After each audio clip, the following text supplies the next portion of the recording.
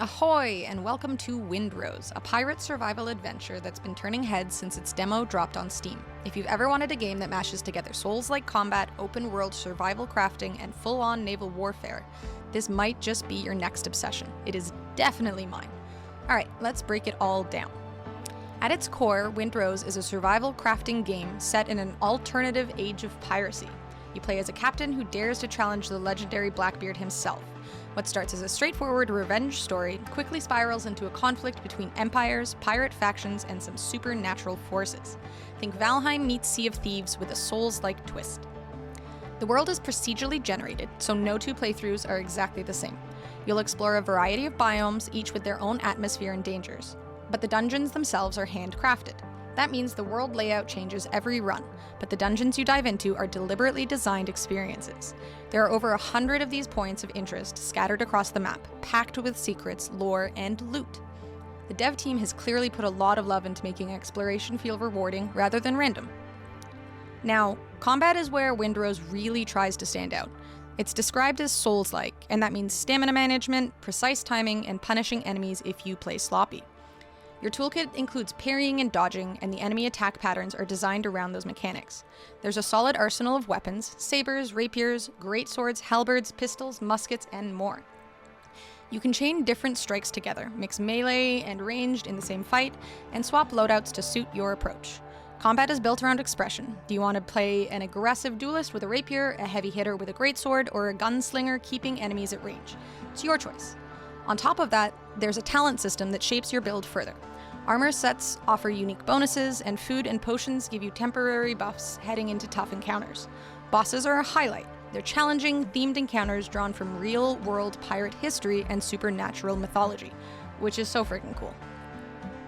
This game also has some amazing naval combat, which is the other half of the game. It's genuinely incredible.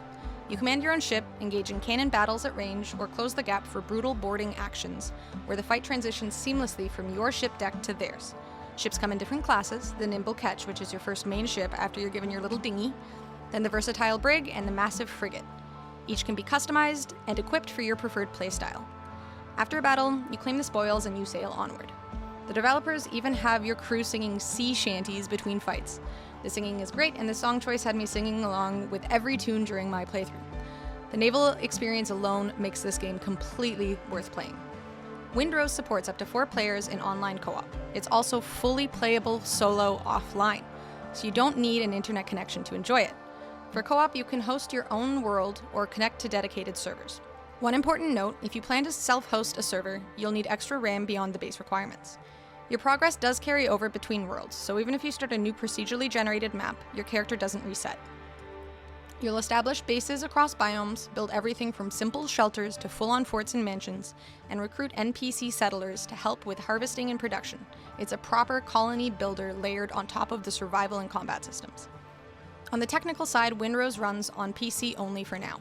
No console version has been announced. It's a Windows exclusive, requires a 64-bit system, and needs a fairly capable mid to high-end machine.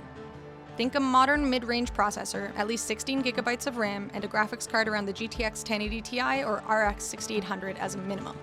For the best experience, the devs recommend bumping that up to 32 gigs of RAM and an RTX 3080 class GPU. An SSD is also strongly recommended.